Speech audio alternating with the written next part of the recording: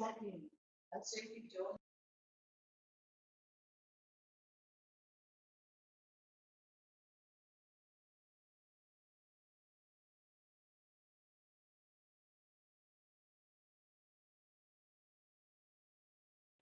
Either very exclusive and British transparency, so British transparency, and he got considered now, like they just highlighted 1 week ago. It's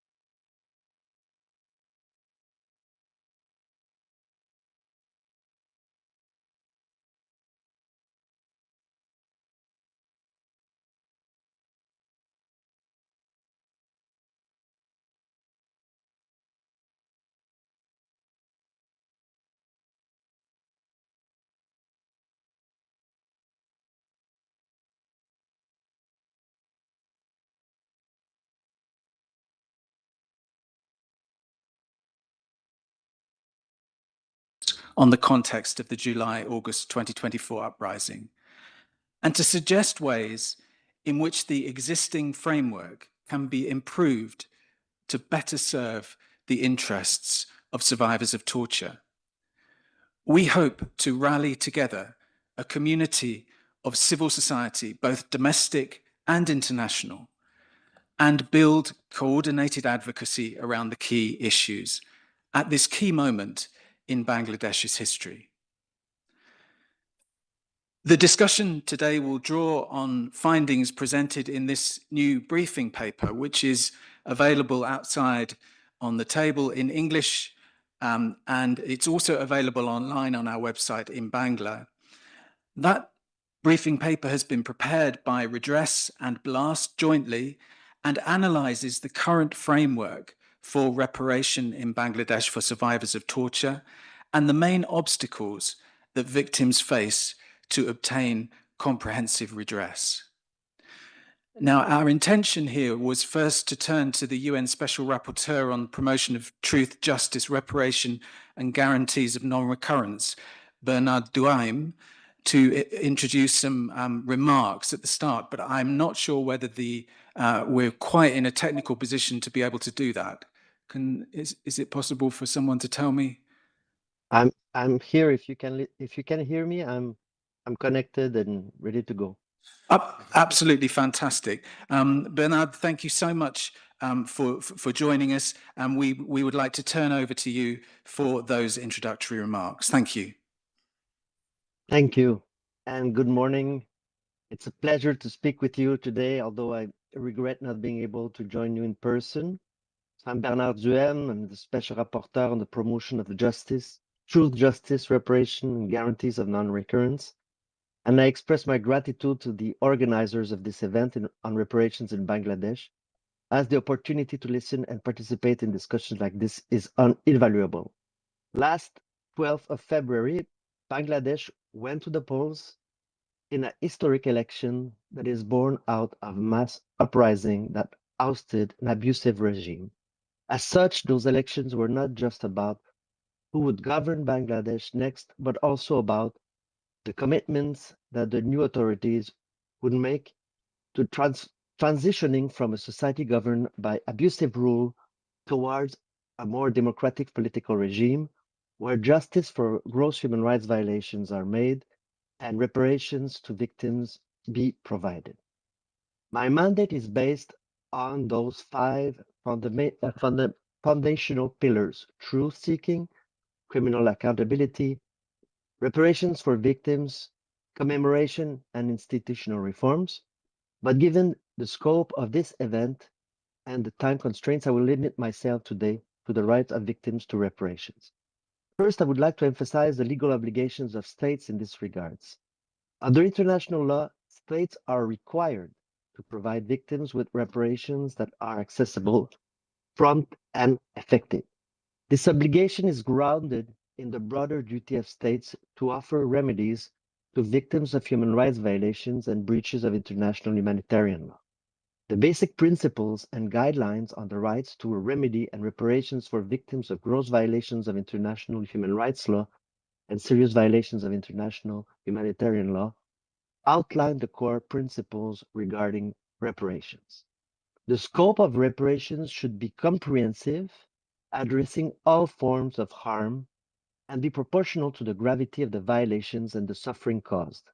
For the right to reparation to be fully realized, it is crucial that the state, along with other relevant actors, acknowledge its responsibility for the violations.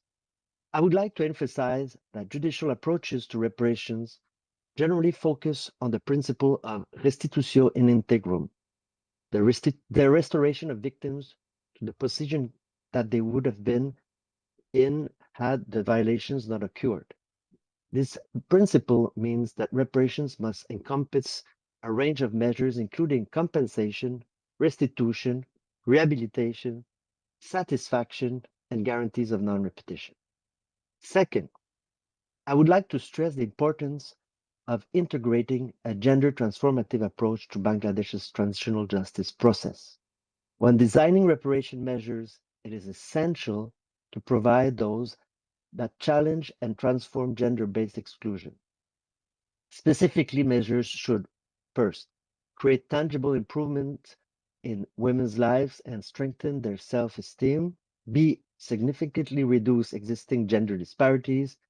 C, promote new roles for women as individuals with families and communities. And D, support women's participation in diverse spaces, foster economic and personal autonomy, and sustain the positions gained during crisis or conflicts. Third, I would like to say a word about the challenges that many transitional states often face in their transition. Debt burdens, economic devastation, and competing social priorities may put transitional justice agenda at risk. It is therefore crucial to explore classes as well as an alternative funding models to finance reparations. Another challenge is institutional fragility. Reparation programs often depend heavily on the political context, the will of authorities, and the availability of resources. To address this, it will be critical for the new authorities to establish strong legal frameworks that ensure the continuity and stability of reparation efforts, regardless of any future possible political changes. On a different matter, it will also be essential for the new authorities to protect all victims. Entire categories of victims are sometimes excluded from reparation programs due to political or other considerations, which can lead to perceptions of bias and undermine the legitimacy of reparation programs. It is crucial that all victims, regardless of their background or the nature of the violations that they suffered, are included in reparation efforts. As I conclude, I would like to stress that the state's obligation to provide reparation is not just a matter of fulfilling a legal duty. It is an essential step in fostering healing, restoring dignity, and preventing the recurrence of such violations. The new government in Bangladesh must take these obligations seriously, not only as a matter of legal compliance, but also as a moral imperative for the future of this country. I requested an official country visit to Bangladesh last year, and I formally reiterate here my interest in conducting such a visit in the future. Finally, I take this opportunity to highlight the significant work done by REDRESS, its partners from the United Against Torture Consortium, and to commend the findings presented in the briefing paper prepared by REDRESS and the Bangladesh Legal Aid and Services Trust under the United Against Torture Consortium, describing the current initiatives for reparation and the main obstacles that victims face to obtain comprehensive redress. I hope that today's discussion will further contribute to our collective understanding of the critical importance of reparations in the context of ongoing challenges in Bangladesh. Thank you once again for inviting me to speak, and I look forward to our conversation on these important issues. Thank you. Thanks very much, Bernard, for those powerful remarks. And it's really useful to be reminded of the international standards for reparation, of the importance of a gender-sensitive approach, but at the same time recognizing the challenges of transitional settings. We will now move on to the substantive discussion with the panelists. And let me provide a very brief context for the discussion today. During the July and August 2024 uprising against the Sheikh Hasina regime in Bangladesh, gross human rights violations were committed against civilians, including torture, assassinations, arbitrary detention, injuries, and enforced disappearances. The OHCHR's fact-finding report, published in February 2025, concluded that as many as 1,400 people may have been killed, the vast majority, quote, by military rifles and shotguns loaded with lethal metal pellets commonly used by Bangladesh's security forces, unquote, with thousands more suffering life-changing injuries. The report concluded that there are, quote, reasonable grounds to believe that the former government and its security and intelligence apparatus systematically engaged in those serious human rights violations, unquote. During the tenure of the interim government, which took office in August 2024, some initiatives were taken to advance compliance with international human rights obligations, including the ratification of the optional protocol to the Convention Against Torture, OPCAT. Despite these reforms, victims continue to face numerous and deep-rooted obstacles in accessing justice, accountability, and reparation. The establishment of the new democratic government following the elections in February 2026 provides an ideal opportunity to reassess the avenues for reparation for survivors of torture and to improve the existing framework. So I'm now going to give the floor to our first panelist, Priya Ahsan Chowdhury, and ask you, Priya, firstly, what do you think is currently wrong with the existing framework for survivors of torture in Bangladesh who are seeking accountability?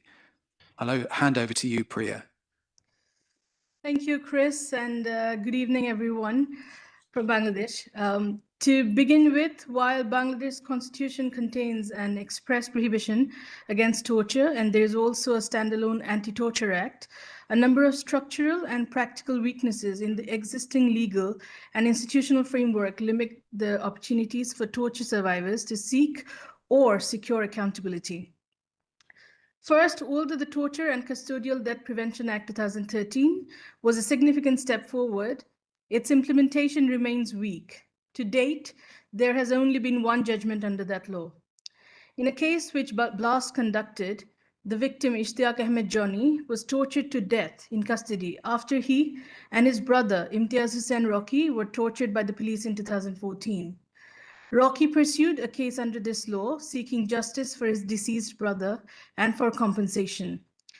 The law provides that the police are primarily responsible for investigating allegations against other police officers or law enforcers, creating a clear conflict of interest. This severely undermines impartiality and public trust. Although victims may seek judicial investigations, they are required to show plausible bias on the part of the police. And it is the court's discretion whether to allow such requests. Rocky had managed to get judicial investigation, and this remains the first and only judgment under this law. The second issue is that investigations into torture are frequently delayed, and investigating officers are not required to provide any explanations for delays or updates on progress to victims. The third issue would be that there are always reluctance by authorities to register cases which act as barriers. Fourth, complainants may face intimidation. In practice, there are very limited witness protection mechanisms. Survivors or bereaved families often face reprisals, harassment, or counter cases, which discourages them from reporting and also pursuing remedies. Fifth, there is a lack of access to independent medical documentation and forensic expertise. This evidentiary gap weakens prosecutions. Sixth, there are financial barriers.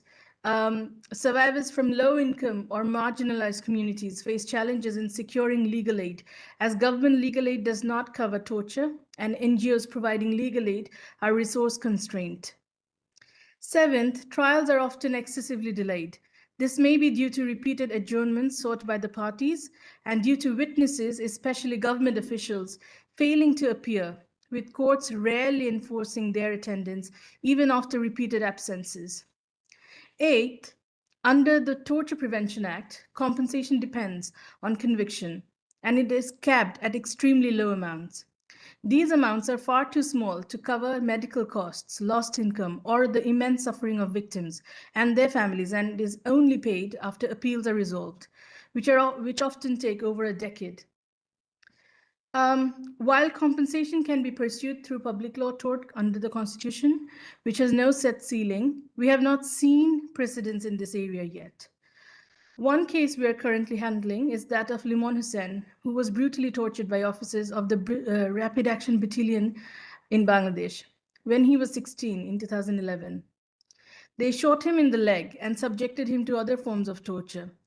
As a result, Limon lost his leg and was permanently disabled. He is now seeking compensation for the physical, emotional, and financial harm that he suffered 15 years later.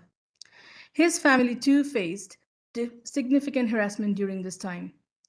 This case could potentially set an important legal precedent in Bangladesh, depending on the outcome and whether Limon is awarded the compensation he is seeking. To sum up, much remains to be done to ensure that Bangladesh law and practices align with its obligations under the CAT Convention. While Bangladesh is a state party to CAT, prompt judicial oversight, independent investigations, and protection against reprisals are not guaranteed. In short, the problem is not only legal gaps, but enforcement deficits, institutional conflicts of interest, and lack of survivor-centered protections. Thank you. Thanks very much, Priya. It's very interesting that you give that quite old example of something that happened in 2011, so that the kind of deficiencies in the framework that have existed for many years are the same deficiencies that the survivors are facing. Survivors of the violence in mid-2024 are facing now. I wonder if you can also help us to understand a bit better the kind of improvements or changes that you think could be made to the existing framework that would improve survivors' ability to obtain effective reparations now. Thank you. Thank you. So for survivors to obtain effective reparations, reforms must address both legal entitlements and also practical access. So first, victim must feel safe to come forward to make claims. Effective witness protection laws and measures are urgently needed. Every complaint of torture should be mandatorily registered, and there should be judicial oversight on the prolongation of investigations and trials, requiring disciplinary consequences for non-compliance. Investigations must be removed from the chain of command of the accused agency to break the culture of impunity. Without such registration and resolution of cases and independence in investigations, acquiring compensation will be hugely delayed, as has been in the case of Rocky under the Torture Prevention Act. Third, forensic and documentation standards must be improved. Independent medical examinations of arrested persons consistent with international standards, such as the Istanbul Protocol, would improve accountability outcomes, helping victims to make viable compensation claims, assessing the harm they suffer and also the heads of claim. Fourth, it would be the compensation ceiling for torture should be increased. And then the fifth would be that the definition of reparations should be expanded, reflecting international standards under the Convention Against Torture, which recognizes restitution, compensation, rehabilitation, satisfaction, and guarantees of non-repetition. Bangladesh could ensure effective reparations by formally recognizing free medical and psychological rehabilitation services, long-term trauma care, social reintegration assistance, educational or livelihood support, official acknowledgement or apology. Sixth would be financial and procedural barriers should be removed. Many survivors cannot afford to pursue claims. Without procedural accessibility, the right to reparations remains largely theoretical. So reform should include automatic eligibility for state-funded legal aid in torture cases, supporting and strengthening NGO services, and also simplified filing procedures. There should also be an interim relief mechanism, which should be created for as survivors often face immediate economic hardship due to medical costs, lost employment, or stigma, as has been in the case of Rocky. It has been around 12 years, but they have not received a penny till date. A system of interim compensation pending final resolution of the case would prevent re-victimization, reduce pressure to withdraw complaints, support medical recovery. Another issue is that enforcement of compensation orders from the court should be strengthened. Survivors should not bear the burden of enforcing judgments against state actors. Therefore, Bangladesh should create a dedicated state fund to ensure that victims or their families receive prompt compensation upon a favorable judgment, reliant only on the verification of torture, irrespective of the perpetrator's identity or the status of any appeal. Also, create mechanisms to recover funds from convicted officials later without delaying survivor payment. So to conclude, I'd say for truly securing meaningful reparations, Bangladesh must move from a punishment-centered model to a rights-based, survivor-centered reparations framework, one that is independent of lengthy criminal proceedings, financially accessible, holistic, providing medical, psychological, social, and economic support, enforceable in practice, and also backed by dedicated state funding. Without these structural improvements, the right to reparations remain largely symbolic rather than effective. Again, thank you very much. Priya, thank you so much for your contribution. Really interesting. Thank you. Let me move on to our second panelist, who is Alvi Hakim to my left here. Alvi, could you start by giving us some insight into the context for survivors of torture who suffered that torture during the July-August 2024 violence? What, I wonder, do they tell you about the challenges that they are facing and that they have faced in seeking justice? Thank you, Chris. I think context is very important. What unfolded in July and August 2024 during the uprising in Bangladesh was not ordinary civil unrest. It was a period marked by gross and systemic human rights violation. Over 800 people were killed. Thousands were subjected to arbitrary arrest, detention, and ill treatment. Many survivors were left with permanent, life-changing injuries. Families were fractured. Livelihoods were destroyed. In the immediate aftermath, the interim government committed to free medical treatment for the injured, and the July Shriti Foundation announced that each injured survivor would receive BDT 100,000, which is around 900 euro, in financial assistance, and depending on the severity of their injury, further medical care. Now, from our side, we adapted a structured fact-finding questionnaire and trained a frontline team of 8 young paralegals, mostly law students, and many of whom had been involved in the protests and had friends directly affected by the violence. We worked across Dhaka, Chattogram, and Rajshahi. Through hospital referrals and community networks, we identified survivors, conducted in-depth interviews, and documented the injuries with immediate medical and financial need, and recorded their demands for justice. We documented 82 severely injured survivors across Dhaka, Chattogram, and Rajshahi. Now, 18 suffered severe ocular trauma, resulting in blindness, with pellets tearing through their eyes and causing irreversible damage to the cornea and retina. Others sustained permanent mobility impairments from gunshot wounds and spinal injuries that left them unable to stand or walk as before. Several experienced hearing losses from close-range sound grenades, explosions that ruptured their eardrums, and caused lasting disorientation. Many were undergoing profound psychological trauma. Now, statistics do not alone tell the full story. Most victims were the sole breadwinners of working class families. They were informal workers, daily wage laborers, with no employment security, no insurance, zero savings. We also documented 14 children whose lives were permanently altered. For these households already surviving month to month, a sudden physical disability meant immediate financial collapse. In seeking remedies, survivors, as my colleague also said, survivors face systematic barriers. They endure prolonged hospital delays just to be examined. They struggle through bureaucratic mazes to access government assistance, and many were so deeply afraid of being swept into fake political criminal cases that they avoided formal legal proceedings altogether. What united them all was a profound economic fragility. When a driver loses his sight, he cannot return to the road. When a shopkeeper is hospitalized for months, a family's entire safety net vanishes.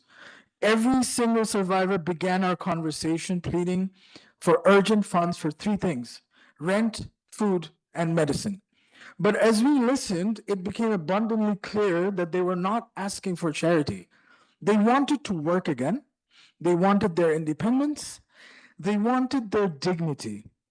In Bangladesh, the ability to provide for your family is deeply tied to social identity and self-worth.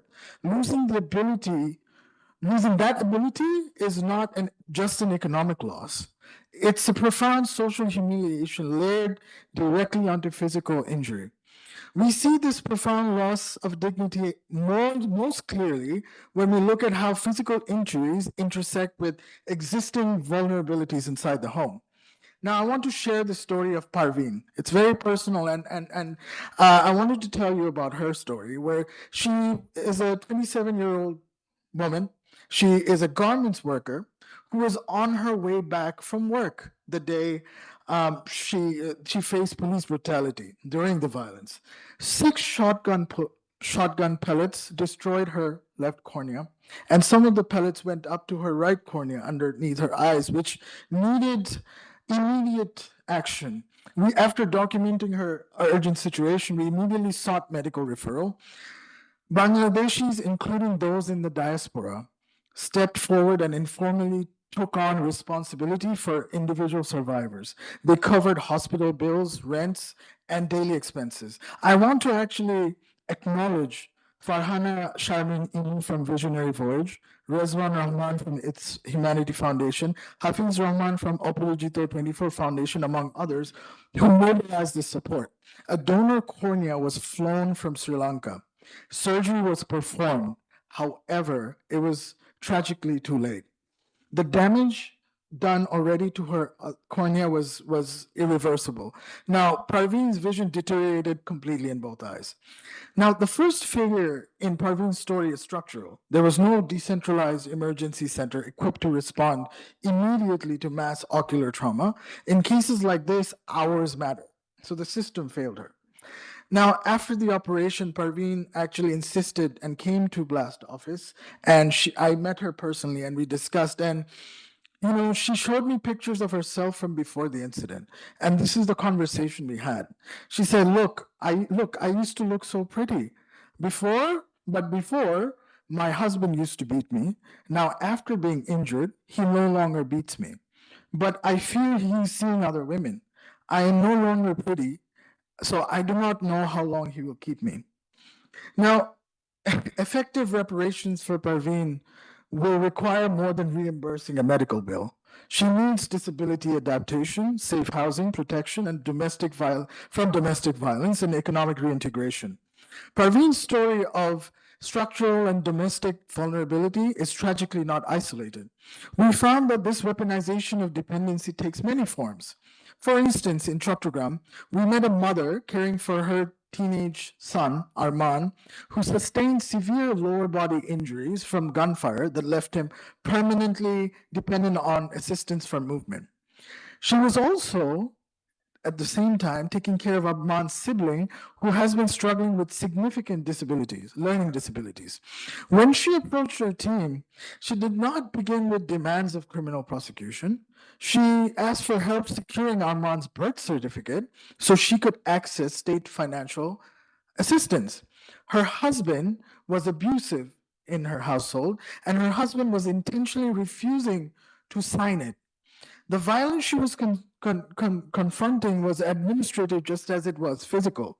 Now, reparations must therefore recognize caregiver rights, the burden of care and dependency structures as concrete realities. This systemic cruelty does not just stop at administrative borders or gender dynamics. We found that state violence collided with religion and with social exclusion. For instance, we saw this intersection clearly with the story of Hiron. Now, Hiron was a small tea shop owner outside a university. When the violence happened, he got severely injured, and he and his wife were in an interfaith marriage. Their families had already distanced themselves from them because of that union. So when Hiron lost his ability to work, there was no extended family network to absorb the shock. They faced imminent eviction. When they came to us, we provided immediate emergency assistance to not get them evicted. So in their case, state violence intersected directly with social and religious marginalization. Now, reparation for them meant more than compensating for a physical injury. It meant preventing homelessness and recognizing how social exclusion magnifies economic harm. And beyond the injured, there's another group facing entirely a different void. There are families who are still searching for their missing loved ones since July 2024. In Raya Bazaar, 114 unidentified bodies were buried in mass graves. We recently helped them identify 8 individuals through DNA testing, but over 100 families are still desperately waiting for answers in that graveyard alone. Before compensation, there must be identification. Before financial relief, there must be a public acknowledgement. For these families, the right to truth is foundational. Thanks very much, Alvi. So I wonder how you think things might change now that there is a new government. Yeah, so I think, part of our project, we actually brought in all the survivor families and all the stakeholders together, and in the same room with doctors, journalists, and human rights defenders, right? We sat together to share our feelings and translate them into actionable demands. So we asked them what mattered most, and this was their clear answer. They asked for immediate financial support to prevent household collapse, but insisted that assistance must not end there. They emphasized long-term medical follow-up, especially for eye injury survivors fearful of deterioration, along with sustained mental health support as trauma deepened over time. Most importantly, they called for livelihood restoration. They did not want dependency. They wanted retraining and structured support that restores independence and dignity. We do not just need pecuniary reparations. We need transformative reparations that go beyond the mere distribution of funds and combine immediate survival support with long-term rehabilitation. True restitution restores a life of dignity. So we will achieve this only when Parveen receives timely emergency care, when an interfaith couple is protected from homelessness, when Armand's mother faces no administrative blocks to support her son, when grieving families receive the truth without agonizing delay. Now, this must be our barometer for the next government. Justice will not be measured merely by the number of prosecutions announced, but by whether the survivors can actually rebuild their lives and whether truth is finally delivered to those still waiting. Thank you. Thanks so much, Alvi. So let's move to our final panelist and speaker, Asghar. Rehabilitation is such a key element of reparation for survivors of torture. What are some of the main challenges, do you think, in developing rehabilitation programs for survivors in a situation like Bangladesh? Thanks a lot, Chris, for giving me the floor, and really a big thanks to Priya and Alvi for first and foremost for all of the work that you're doing in Bangladesh, working directly with survivors under really, really difficult conditions. So I think that's very admirable. And sorry. And also a big thanks to you for making my job very easy, because you actually covered a lot of the things that we see. So I think the first point, I guess, is really to say, what is it that we are actually trying to repair here, right? And Alvi laid it out very well. We're trying to repair or rehabilitate people, families, and communities who have suffered deep trauma, both physical trauma, psychological trauma, and often extending into the social sphere, the economic sphere, and so on. So it is a very complex issue we're trying to address, and it is something that, in the case of Bangladesh, has impacted a very, very significant amount of people. So I think that's really the premise for discussing what are the challenges and what can we learn about rehabilitation programs. The next, so what are we trying to do when we say rehabilitation? To put it in very simple terms, is that we are trying to create a supportive environment for survivors, families, and communities under which they can heal themselves. So it is not just a surgery, but it is a complex support system of physiotherapy, medical treatment, psychological support, social support, livelihood support, and so on, that allow them to rebuild their lives after what has happened to them. And I think that is really important. It is survivors who heal themselves, and it is us who provide the conditions for that to happen. So what I can maybe contribute in terms of thinking about challenges, because we heard a lot already, is maybe a slightly more structured way of looking at that. And so when we look at challenges in providing and developing rehabilitation, we follow the structure provided by the UN Committee Against Torture and its General Common Tree. So we're generally looking at three different aspects. So we're looking at availability of services, we're looking at accessibility of services, and we're looking at the appropriateness of services, so their ability to actually achieve good rehabilitation outcomes. Yeah. So under those three headings, I'll just share a few of the more common challenges that we see, and that can hopefully, well, they will reflect a lot of what Alvi already said. So if we look at availability, there are three main things that we really have to look at. The first is to make sure we look at the geographic scope of rehabilitation services. So we very often see countries that implement rehabilitation services, but it's mainly in the big cities. for many reasons, including the existence of the right capacities to provide the services, but it often becomes a very big problem that if you're not living in a big city, you are very, very far away from any kind of support system. The second is then also very often, and I think Elvi also described that, the way that services are conceived are very narrow. So sometimes you only think about, typically, you only think about medical treatment. So those survivors who have severe physical injuries will get some kind of help, but the psychological dimension, the social dimension, the economic dimension will not be addressed at all. And the third one, and that is a really big issue, is scale. So when we're talking about scenarios with this many people affected, in many countries, building rehabilitation services at sufficient scale is actually a really, really big issue, and it sometimes is, in fact, not really possible. So I'll get into that a little bit later. When we look at appropriateness, so is it, in fact, able to deliver good rehabilitation outcomes? Some of the, well, you spoke a lot about livelihoods, right? And that is really a key dimension that we often see as a challenge in terms of providing appropriate services.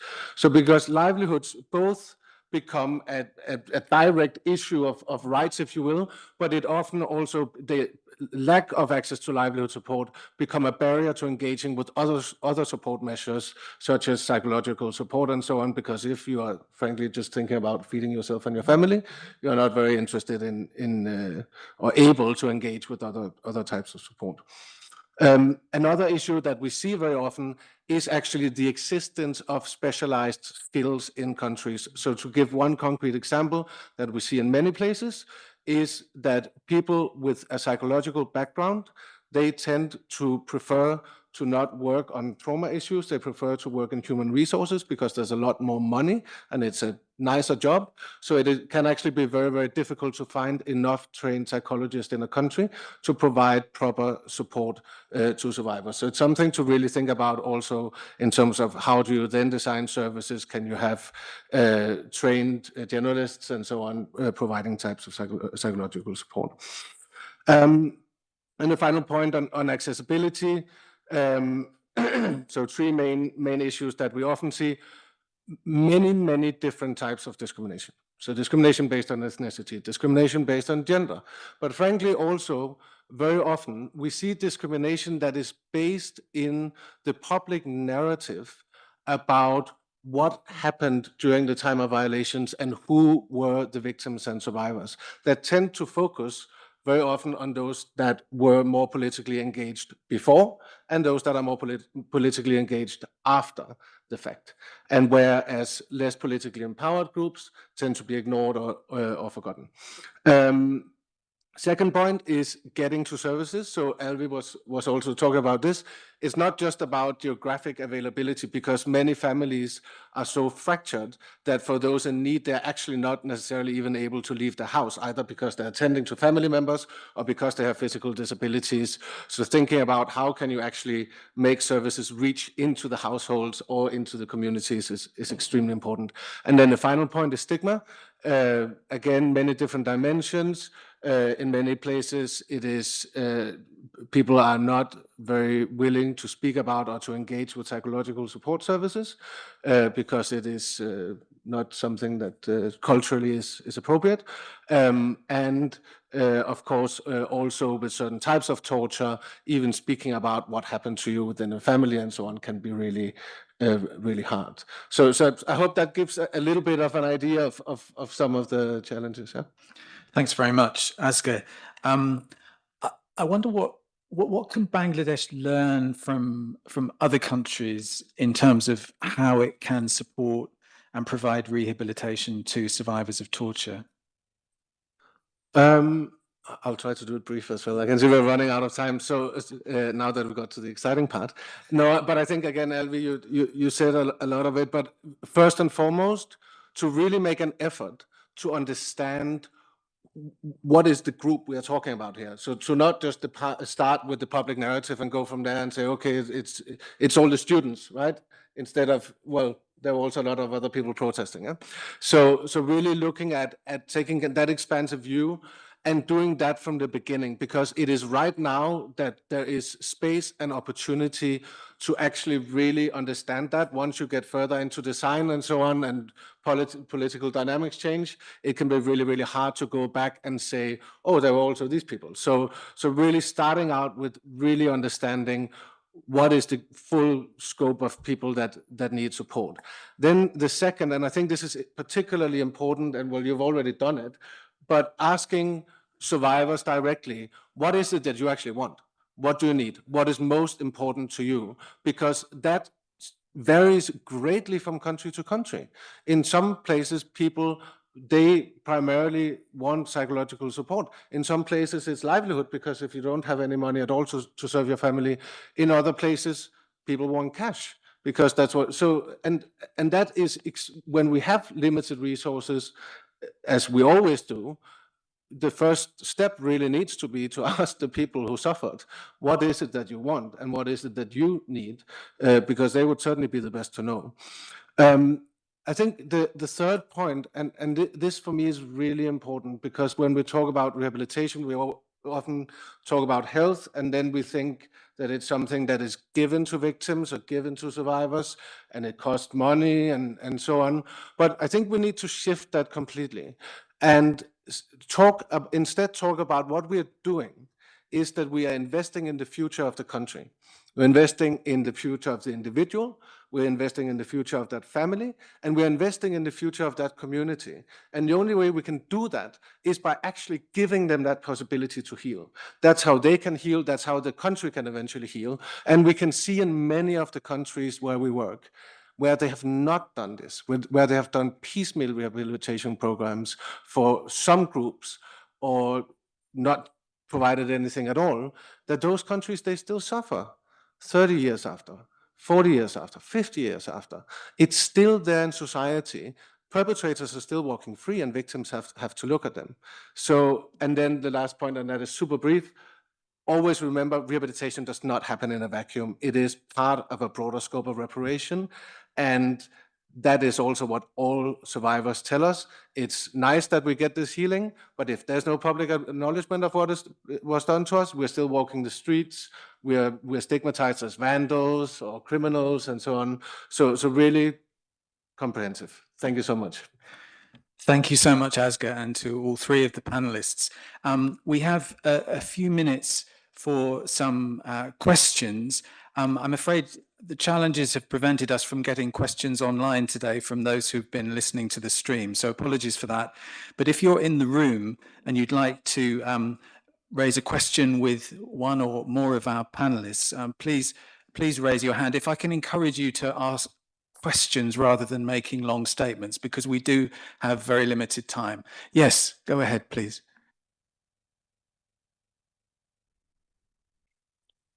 Thank you so much for giving opportunity to the floor. So at first, I would like to appreciate you to doing some does concern human rights violation in Bangladesh, but I'm thinking, I feel that here all the human rights reported is the one-sided, because the July-August 2024, what has been uprising in the Bangladesh, the reported, most of panelists are described the verdict and the accused of the against the Sheikh Hasina government. But some of authentic reports, so there is more than 3,000 police has been killed. There is no inquiry commission in the interim government, the previous Dr. Yunus, led by Yunus, and the United Nations and all international organizations condemned against the death sentences. But this seminar does not reflect any voice concern against the verdict, death sentence against the Sheikh Hasina. So many accused, many killing in last 18 months. There is a lot of human rights violation. Timma Krishna Das Prabhu, he is a priest. He is the accused in the murder case in the prison. A lot of journalists, Shahriar Kabir, Farjana Rupa, Mujammal Babu, Shamar Dotto, many journalists in the prison. There was a journalist and they are accused on the murder case. So is the very serious human rights violation in Bangladesh, freedom of expression and the others. So I would like to say some voice concern on this floor. So why not this question? And this is my question. Thank you. Thank you. Do any of the panelists feel able to respond to that? Alvi or Priya, perhaps? I would like to respond to that. First and foremost, if you would have seen the UN report, they have definitely also reported on the killings of the police. So I don't see how you can tell that it's not been reported. And secondly, anything that's been happening right now, that's also been reported in various forms. And I suppose you cannot quite compare that to what has happened during the July movement. Any arbitrary detention, whether during this regime, next regime, previous regime, that should be condemned. And I suppose people do condemn that. And I suppose you were also raising concerns about this session. I understand that this session was more on reparations and the pathways to that. So we were simply responding to that. We were not saying that any kind of arbitrary act would be, sort of tolerated under any regime. And also, like you said, there are one-sided comments. But, sir, maybe it'd be best if you actually go through the entire report that UN made, then you can see where is all of the, all the allegations are actually well-founded and sort of sourced. Those are coming from good sources. They have given their sources as well. So I mean, I don't exactly agree with the point that they haven't reported on the police killings. Thank you, Priya. Thank you, Priya, and thank you for the intervention. Is there another question? We've got a couple of minutes left. Is there another question from the floor? Yeah, go ahead. Thank you. Good afternoon, dear panelists and distinguished guests. Thanks to give me the floor. I would like to ask this one question. There are a lot of things that talks, but this time is too short. Human rights, that nations last times they report that the one-sided report, as you take, because they're told there are more than 1,400 people who are killed in July, August in the regime of Sheikh Hasina and the rest of them. But interim government of Bangladesh, they have published only 800 and something. So there is a lot of difference, 600 difference. Why this kind of difference with the interim government and the nations? And after these one things, after 800 something, in last few months, there are about 400 people are came from the dead body, they died again. This is the questionable things I want to like to. Thank you. Thank you very much. Thank you very much. And we're obviously not responsible for the OHCHR report, and we can't answer questions to that report. I'm afraid. I understand the point that you're making, but as Priya has suggested, what's really important is that all those who have suffered torture, all those who have suffered human rights violations have the opportunity to have full reparation. So that's a really important point. I'm conscious that we have very few minutes left. Are there any other questions from the floor? Or otherwise, Alvi, did you want to make another comment? Oh, no, I think I agree with what you said, and thank you for that. I think there's also, as I mentioned in Raya Bazaar case, I'm sure you're aware of it, that there's 114 bodies that were found, only 8 we found where we did the DNA test already. And there are, so the numbers, I mean, it's difficult to understand sort of and see, hopefully we can see that there are still families with missing individuals who hasn't seen their children in 1.5 years. So I think there is that disparity of numbers and yeah, and that's all I wanted to say. I think there are mass graves that we could find, and hopefully once they're identified, then we can understand a better scope of the numbers. Thank you. Thank you very much. Now, I'm conscious that there's another meeting coming in very shortly, so I think it would be an appropriate time to thank everyone. First of all, to all of you for coming. We much appreciate that. If you haven't already picked up one of these from outside and there are any left, then please feel free to do that. Thank you particularly to our panelists, to Bernard, who joined online and offered those remarks at the beginning, to Priya, who joined from Bangladesh, to Alvi, and also to Asger for having those extremely interesting contributions. And thank you for the contributions that you've made also from the floor. Please do share the briefing paper. If you haven't been able to get a copy, a hard copy from outside, you can get a copy from our website, which is redress.org. It's somewhere on our front page there. Please share its findings widely. But otherwise, it just leaves me to thank you all very much for coming, and have a good afternoon. Thank you. Thank you very much, Chris. Thank you. Have a good day.